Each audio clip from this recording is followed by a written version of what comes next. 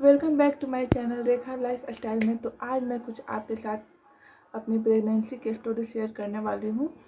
और जो नई पहली बार माँ बनती हैं उनके लिए तो काफ़ी डर लगता है कि पहला बार मैं प्रेग्नेंट हूँ, क्या होगा क्या नहीं होगा। तो ये सोच सोच के डर लगता है। तो मेरे साथ भी ऐसा ही हुआ था। और मेरी पहली प्रेगनेंसी ही नॉर्मल हुई थी। तो उसमें जितना मैं डर रही थी वैसा कुछ भी नहीं हुआ था। तो सबको डर लगता है, मुझे भी डर लगता है, आपको भी डर लगता होगा। तो पहली बार की प्रेगनेंसी ऐसे ही होती है। जब मैं प्रेग्नेंट हुई थी तो मुझे फर्स्ट मंथ यानी कि फर्स्ट मंथ जो होता है उसके अगले वाले मंथ में से ही मेरा बहुत ही ज़्यादा तबीयत ख़राब होने लगा था। बहुत ज़्यादा कुछ अच्छा नहीं लगता था, कुछ भी अच्छा नहीं लगता था। फीवर भी होता था, वोमिटिंग भी होती थी। और जितने भी जो भी कुछ भी अच्छा नहीं लगता था। स्मेलिंग भी, किचन में जाओ तो किसी भी चीज़ की स्मेलिंग नहीं अच्छी लगती थी। तो दूसरा मंथ में मैं ज़्यादा परेशान हुई थी, बहुत ही ज़्यादा परेशान हो गई थी। तो अभी तो मेरा बेटा 2 साल का हो गया है। और यकीन मानिए, जब भी अगर आप नॉर्मल डिलीवरी तो होती है, बहुत ही आसान होती है। उस टाइम थोड़ा सा पेन ज़्यादा होता है, लेकिन जब आपका बच्चा हो जाएगा तो उस टाइम उससे बड़ी खुशी कुछ भी नहीं होती, कुछ भी नहीं होती। आप ना सब दर्द भुला दोगे। अगर आपके हाथ में वो बच्चा आ जाएगा तो सारे दर्द आप भूल जाओगे, कितना दर्द हुआ था, कितना नहीं हुआ था। सारे दुख दर्द आप भूल कर आप अपने बच्चों को गले से लगा लोगे। और लगेगा कि उससे बढ़िया मेरा कोई दुनिया ही नहीं था। तो मैं अपना एक्सपीरियंस बता रही हूँ, मुझे तो वही लगा। तो मैं बहुत खुश हुई। पहले तो मैं बहुत डरती थी कि नॉर्मल में हुआ। मैं कई सारी वीडियो भी देखती थी कि तो मुझे काफ़ी हेल्प भी मिला, क्या खाना है क्या नहीं खाना है। वीडियो से मैं काफ़ी यूट्यूब पर वीडियो देखती थी उस टाइम। तो पहले मंथ दूसरे मंथ तो कुछ नहीं देखती थी, कुछ भी नहीं जानती थी क्या खाना है क्या नहीं खाना है। लेकिन हाँ, मेरे हस्बैंड इंजीनियर है और उन्हें अच्छे से पता था कि मेरे लिए क्या अच्छा है क्या नहीं अच्छा है। तो वो मेरे लिए अच्छा कुछ भी लाते थे। ड्राई फ्रूट हुआ, फ्रूट्स हुए, तो ये सब। तो उस टाइम तो मुझे कुछ भी अच्छा नहीं लगता था। तो फिर मैं उसके बाद 3 मंथ बाद में नहीं 2 मंथ बाद मैं अपने मायके चली गई। और मायके गई तो वहाँ भी सोई रहती थी, लेटी रहती थी।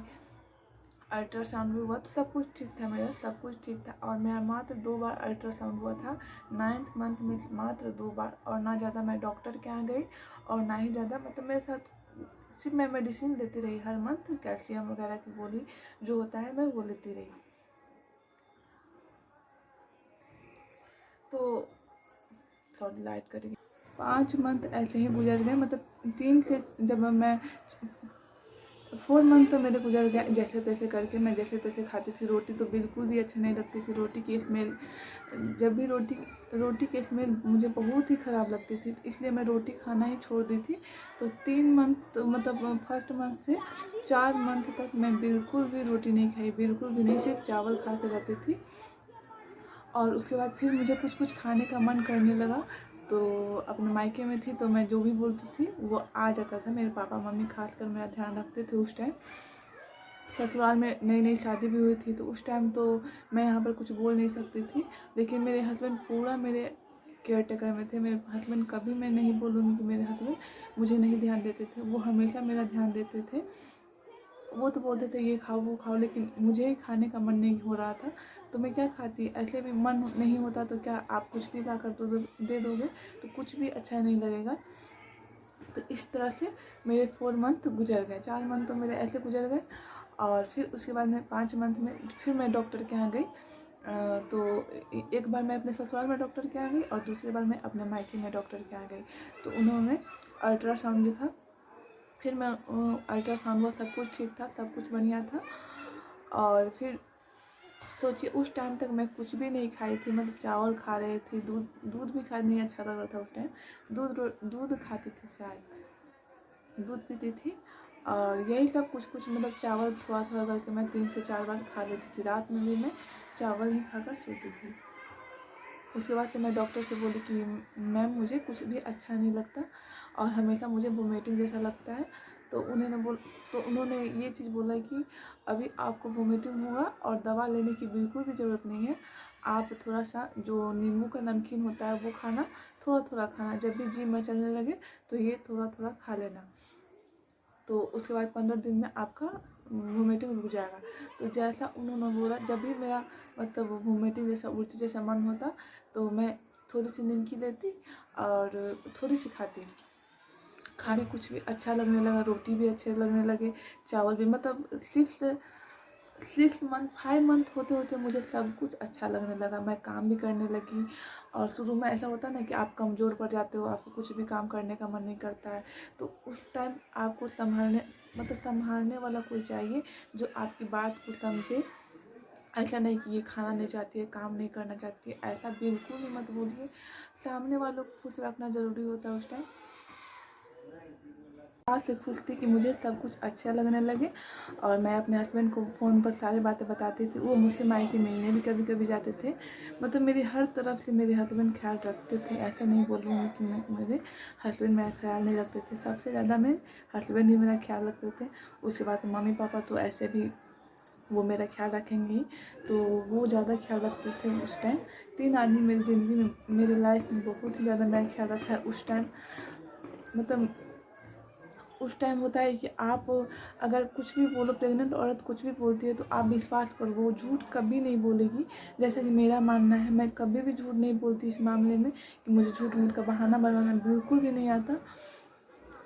मुझे मतलब जो भी मुझे दिक्कत होती थी मैं वो खुल कर कहती थी कि मुझे खाना नहीं है, मुझे ये नहीं खाना है, तो वो बात मानते थे और ये लोग समझते भी थे कि हाँ सच में नहीं अच्छा लगता होगा। तो वैसे ऐसे करके सारे दिन फिर मैं 5 मंथ के बाद फिर मेरे हस्बैंड मुझे ले आए अपने यहाँ। तो मैं अपने यहाँ ससुराल आ गई। फिर वैसे ही मैं सारा काम करती, मतलब सुबह में भी झाड़ू पोछा वगैरह करती थी, रात का खाना बनाती थी, कभी कभी दोपहर में भी खाना बनाती थी। और हाँ, रेस्ट करती थी मैं। छत पर भी जाती थी टहलने के लिए। 2 मंजिला मेरा घर है, तो 2 मंजिला पर मैं 1 या 2 बार ज़रूर जाती थी टहलने के लिए। ज़्यादा लेकिन धीरे धीरे सीढ़ी चढ़ना होता है, उसमें ज़्यादा फास्ट तो आप खुद से नहीं, उसमें ज़्यादा फास्ट तो आप खुद से नहीं चढ़ सकते सीढ़ी पर। इसलिए मैं बहुत मतलब अपना ख्याल रख कर मुझे कहाँ धीरे चढ़ना है, कहाँ थोड़ा मतलब जैसे कोई भी काम मैं स्लो करती थी। और लेकिन हाँ, छत पर मैं कंटिन्यू 3 से 4 मंथ में छत पर कंटिन्यू चढ़ी हूँ। वहाँ पर जाकर मैं ऊपर बैठती थी, घूमती थी, तो इस तरह से मैं घूमती थी। लेकिन आप अगर चढ़ते हो सीढ़ी पर तो लेकिन आप अगर सीढ़ी पर चढ़ते हो तो ध्यान से चढ़ो। मैं ये नहीं कहूँगी, कहीं पैर फिसलने का डर होता है। मैं तो बहुत सावधान होकर चलती थी। जिस दिन बारिश होता उस दिन बिल्कुल भी नहीं चढ़ती थी। उसके अगले 2 से 3 दिन तक भी नहीं चढ़ती थी कभी कभी मैं, क्योंकि बारिश हुआ रहता था। बारिश में कब आप गिर जाएं कोई जल्दी ये नहीं है। तो मैं अपने हस्बैंड को भी बुलाती थी, मोबाइल लेके जाती थी ऊपर, और मैं रात का खाना बनाकर और ऊपर चली जाती थी, छत पर टहलती थी, घूमती थी। फिर मेरे हस्बैंड भी जाते थे, हम लोग बातें करते थे। तो प्रेगनेंसी में सबसे बड़ा चीज़ है कि आप अपने आप को खुश रखिए। और कोई भी आपको अगर दिक्कत होता है तो आपको जो भी हो, आपके मम्मी पापा हों, आपके हस्बैंड हो या आपके सास ससुर हों, जो भी अगर आपको आपकी बातों को समझते हैं, उनको आप अपनी बात बताइए, आपको क्या प्रॉब्लम है। डॉक्टर के पास जाते हैं तो डॉक्टर को बताइए। तो मैं फिर ससुराल चली आई 6 मंथ में, 5 मंथ में मैं ससुराल चली आई। उसके बाद फिर से मेरा अल्ट्रासाउंड हुआ कि रास्ता में आते वक्त मैं ठीक हूँ या नहीं ठीक हूँ। तो उसके मेरे आने के 2-3 दिन बाद मेरा अल्ट्रासाउंड हुआ, बच्चा एकदम सही था। बस उन्होंने बोला कि हाँ बच्चा से सब कुछ सही है, आप खाते पीते रहो, सब कुछ बढ़िया हो जाएगा। तो मैं दवा लेती रही, कैल्शियम का 2 गोली आता था कैल्शियम का, एक पाउडर आता था जिसे दूध में मिलाकर पीना होता था। और मैं केसर भी कभी कभी पीती थी, दूध में केसर डालकर। और बादाम वगैरह ड्राई फ्रूट्स हुआ, फ्रूट हुए, मतलब ज़्यादा नहीं खाती, लेकिन नॉर्मल रूप से मैं कुछ ना कुछ खाती रहती थी। हाँ, दूध मैं डेली पीती थी। दूध पीना बहुत ही ज़रूरी होता है, क्योंकि आप अगर मतलब दूध ऐसा चीज़ है कि आप सुबह भी पियो, रात में भी पियो। सुबह में भी आप 1 गिलास ले लो, जो आपको पाउडर मिलता है वो खुद डॉक्टर बोलेगी कि 1 चम्मच आप सुबह पियोगे और 1 चम्मच आप शाम में पियोगे। तो मैं वो पीती थी, रेगुलर पीती थी, ऐसा नहीं था कि मैं नहीं पीती थी। और खाना भी मैं सब खाने लगी थी 9 मंथ तक। फिर मेरा डिलीवरी का डेट आते गया, टाइम आ गया था। मेरा डेट था 25 अगस्त को होगा, 15 अगस्त को मेरा बच्चा होगा। लेकिन यहाँ मुझे 25 जुलाई को ही मेरा मतलब जितना भी पानी होता है वो गिर चुका था रात में। जब मैं सुबह बाथरूम करने के लिए मैं मतलब 3 बजे सुबह में मॉर्निंग में जब मैं उठी तो उस टाइम मेरा पानी गिरने लगा। तो मैं अपने हस्बैंड को बोली, फिर वो घर में सबको बोले, तो सब कोई ने बोला कि हाँ चलो डॉक्टर के यहाँ चलते हैं। तो मेरे हस्बैंड उस टाइम गाड़ी किए, फिर हम लोग मतलब हॉस्पिटल गए। तो वहाँ डॉक्टर बोली कि इसे दिन भर लग जाएगा, अभी बच्चा होने का कोई ये नहीं है। लेकिन फिर भी मैं डरती थी अंदर से कि बाप रे दिन भर मैं कैसे। फिर मुझे दर्द का सुई दिया गया।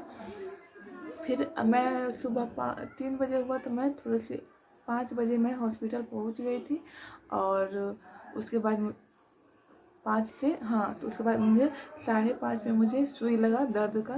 तो 5:30 में मुझे सुई का दर्द लगा। उसके बाद मेरा दर्द बढ़ता गया और ऊपर से वो सुई दर्द का लगातार देते जा रहे थे, इनका दर्द रुके ना और बढ़ते जाए और नॉर्मल डिलीवरी हो जाए। और बीच बीच में डॉक्टर आके चेक भी करती थी, लेकिन फिर भी उन्होंने बोला था कि शाम में होगा इनको।